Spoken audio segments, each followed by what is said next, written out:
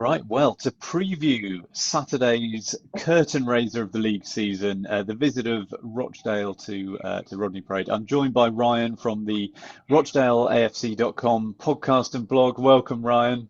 Thank you. Thanks for having me.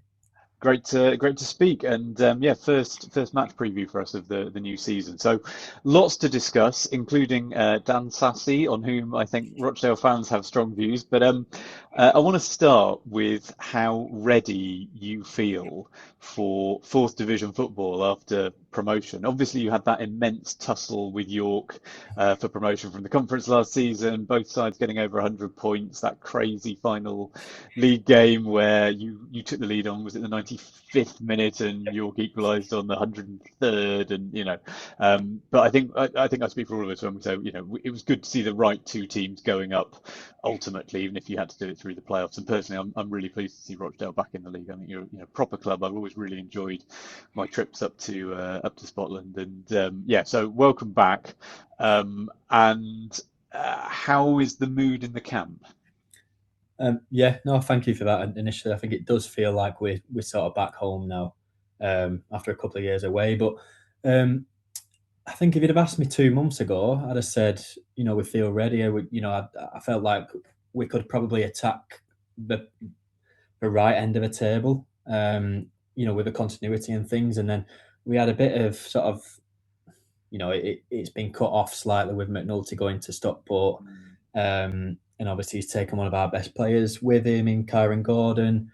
And we've lost, a couple of loan players that have come there as well. But I think we definitely feel ready as a club. I think the Ogdens, the ownership group and the chairman and people behind the scenes are definitely doing the right thing. I think we've got a good man in charge in terms of long term. Um, my slight worry is how different things are going to be. I think the style's pretty similar. I think we'll still play possession based game.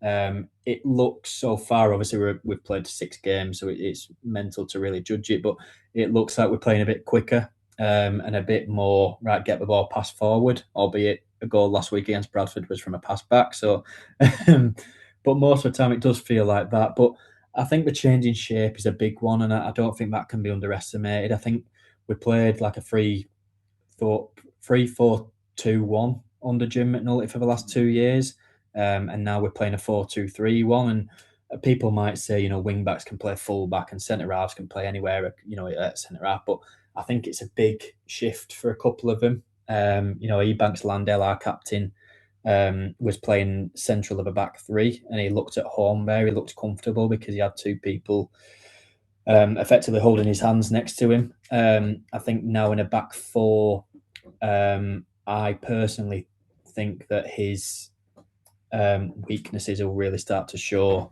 With our fullbacks really attacking, and Toby Adebayo-Rowling, our right back, does like to marauder forward. He's going to be left exposed quite a lot, I think, at the back, and it's going to take someone great next to him to fix that. So, I think to answer the question in short, I think we are ready. I'm not worried about us in terms of dropping back down, but I'm not. I don't think we'll be as high up the table as I did think we were. But I don't think you can get 106 points or Yeah. whatever it was in the National League and not be ready. I think there's probably 5 or 6 teams in the National League who could have come up, and I'm quite confident in saying they'd have looked at home in League Two. So I think we are ready. I think we'll do okay, but I think it'll be a bit of a transition season for us. But it's so nice to be back, and it's good to be. The last couple of weeks has been a nice taste of going to Valley Parade and going to Prenton Park as well, and just seeing those actual stadiums with 4 stands is so nice. And we're all really looking forward to it. Good. And I mean, I think you're right that we always say the teams that come up because it's such a competitive league, you're almost guaranteed a top half finish, even if inevitably you will lose players because players are in demand after winning promotion and managers in your case as well. But the momentum carries you through. Whereas I think for the sides coming down, it tends to be the opposite. The sides who've come down from the third to the fourth tend to struggle, and the sides who come up from the conference tend to, like I say, basically be guaranteed top half. Maybe it starts to get a bit harder after Christmas once that initial sugar rush of being back in the league wears off. Yeah. So, who are going to be your biggest threats tomorrow? Who do we need to be worrying about? I think we look really good down the sides so far. I think our fullbacks, I've just mentioned Adebayo Rolling has Mm, looked sharp in the two games that I've seen in the cup. Bryant Belongo has been pleasantly surprising as well at left back. He's been probably not as marauding as Toby has, but he's looked good. And then I think we've got quality out wide in Luke Hannon and Zane Silcock-Dewberry, who was a new signing as well. So they look good. They look like they want to get at the man, beat a man, mm, get balls in, which is really nice to see. And then obviously Manny Disaruvwe, who scored 27, 28 last season. And if he can get the right supply line to him, he's going to score goals again in this league. Probably not to that kind of ratio, but I see him scoring goals, particularly for getting crosses in because he's a big lad, he's a unit. He's decent, he's really good in the air. So I think they're definitely our biggest threats. And I think, Ian Watson's come out a few times and said that he really wants his teams to play with wingers and he wants his wingers to have fun and attack the fullback. So I think we will see a lot of that. And I think we've got the quality. Bit of a shame that Kean Hayes has got an injury, so he's going to be out for a couple of months, or else he'd have played on the right. And we're not sure how ready Johnny Smith will be, who we've just signed from Wigan. But I think if he's in and around the squad tomorrow and in future games, I think he'll be a massive threat in this league as well. So definitely the sides, I think, will look really good down there. the intelligence that we managed to gather is sort of similar to what you were saying. So listeners will know pod regular Ian is based up north and works with a Rochdale fan who said, you will be very attacking and good going forward, but equally in terms of weaknesses, he talked about the defence. You haven't kept a clean sheet in any of the kind of friendlies or the Carabao Cup game, and that injuries are kind of ravaging you too. So. If you were Newport, what would you be trying to do tomorrow? If I was Newport, what would I do? I'd be certainly trying to press that back four. I think our centre halves, from what I've seen, the fit ones anyway, don't look that comfortable on the ball. But we do that thing that most teams in football now try and do and persist with trying to play out from the back. So I think I'd definitely be trying to do that. I think we really lack a ball winner in midfield.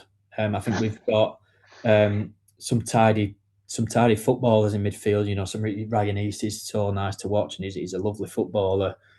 Similarly with Ed Francis and Gilmore. This was one of those. He's been my player of the year for the last 2 years, and I think I've got the new season scaries in a new division where I'm sort of going, is he going to cut it? And I'm sort of thinking, what is he actually great at? And I think he does drive with a ball well, but I think he's slow over a few yards. I think he might struggle with a press against a better team in this division. So I think Casey Petit getting injured last week's a massive blow because he is that guy who seems to be in the right place at the right time all the time, winning the ball back. So I think I'd be trying to exploit that sort of square in the middle in terms of the two centre midfielders and the two centre halves and just have a couple of sort of players buzzing in around that area and trying to win the ball back from there.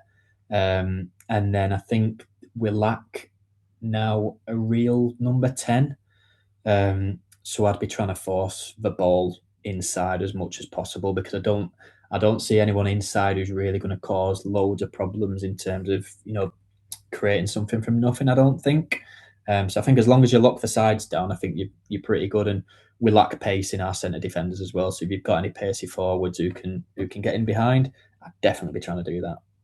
Interesting. Yeah, I mean, I chuckle at when you're saying lack of a ball winner because we're in exactly the same situation, and you definitely need one of those. I think Yeah. at this level, one man who does like to win the ball famously is Dan Sassy, who was one of our summer signings, and I have to say, from the bits I've seen in pre-season, now he's looked quite impressive. We got a mixed review from Altrincham fans where he was on loan just before he came to us. They said he can look quite competent, but he loves to put in a over the top challenge and risks getting sent off. Rochdale, I think he had 10 games on loan and then another 4 games on loan in 2 spells for you in 2024. And I think you maybe have a less charitable view. But so I'd love to get your kind of 1 minute take on Dan Sassy.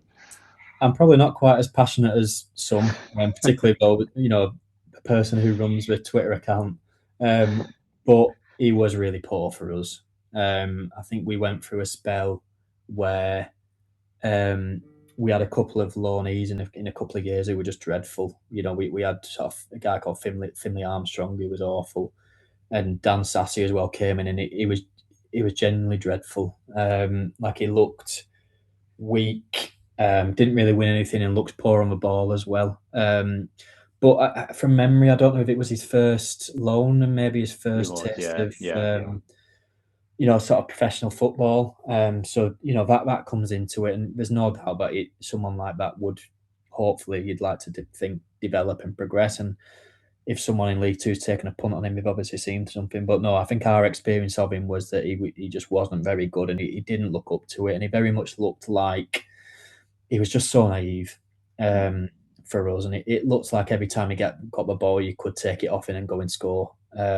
Sort of, he was a better player for the opposition most of the time than for us. But yeah, I don't have any ill feeling towards him. He just wasn't very good I ultimately. think, yeah, it's very hard to judge sometimes in those first loans that Yeah, players are having to adapt to a whole lot of stuff, being away from home, being in senior men's football. I think, yeah, we got it maybe a more balanced viewpoint from fans. And like I say, we look forward to sort of seeing how he gets on. The early signs seem good. Interestingly, one listener to the pod, Max, said he bumped into him in David Lloyd in Bristol yesterday, and he was a lovely chap. So that's always good to well, know. Um, I'll finish with one final question for you then, Ryan. Aside from the football and the prospect of 3 points, what do you think Rochdale fans are most looking forward to on their trip to South Wales tomorrow afternoon? oh, I think it'll just be. I said to you sort of before we started recording. It's just really nice to come back to um, some actual, football league grounds again. And I know that we've sold a decent amount of tickets as well. I know that yesterday when we put an update out, it was over 400, which is brilliant. So I think it's just getting back together after a long summer, and making noise in that stand together, and being back where we feel like we belong, in the football league, and hopefully we can pick up 3 points on the way as well, and have a good train journey back from South Wales. But I think it's just that feeling of being back, and sort of not worrying about your future games against teams that 5 years ago you'd probably never heard of. So I think it's just really nice to be back in familiar surroundings again, and having a good time, in some good numbers. Yeah, yeah, yeah. Well, listeners, the pod team in the episode that we put out yesterday were making their predictions for the game. I think I'm saying probably a 1-1 draw. I don't know whether I can push you to a prediction, Ryan. Oh yeah, go on then. I think we're conceding goals on scoring. I'll go a 3-2 win. There we go. There we go. And yeah, I mean, the other thing that is in my mind is, County are currently the longest serving team in that fourth division. I think we've now got a good over a decade in there, but we've still got some distance to go for them. Was it 30 years that Rochdale spent in that level between Yeah, promotion and relegation? 34. There you go. 34, So I think. we're after your title. We'll keep you posted how we get on with that. Thank you very much, Ryan. Hope to catch up again later in the season. No, not a problem at all. Thanks for having me, Ed.